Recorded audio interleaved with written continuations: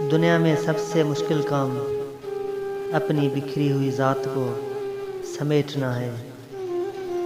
اپنی آواز کے بجائے اپنے دلائل کو بلند کیجیے۔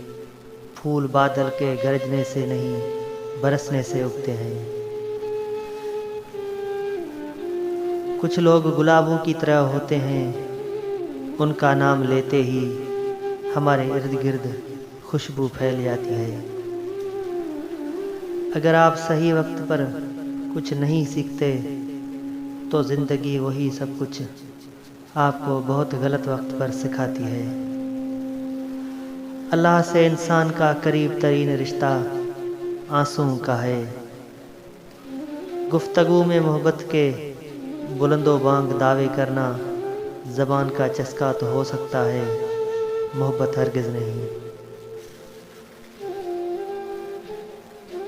دل میں جب انگنت خواہشات اور تمنائیں بھری ہوں تو سکون کو جگہ نہیں ملتی۔ دل کو ان آلودہ چیزوں سے پاک کرو، نیک سوچوں سے سجاؤ، تو سکون خود یہاں عبادت کرنے چلا آتا ہے۔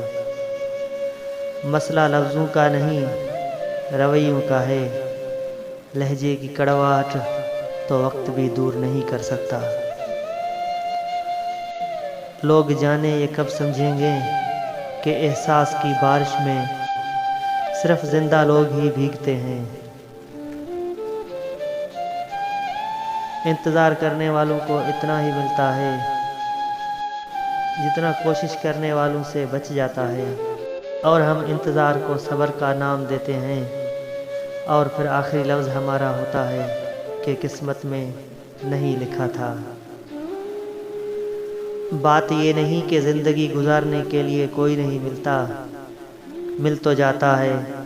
مسئلہ صرف یہ ہے کہ جو دل مانگتا ہے وہ نہیں ملتا۔ توڑ کر جوڑ لو چاہے دنیا کی کوئی چیز، سب کچھ قابل مرمت ہے سوائے اعتبار کے۔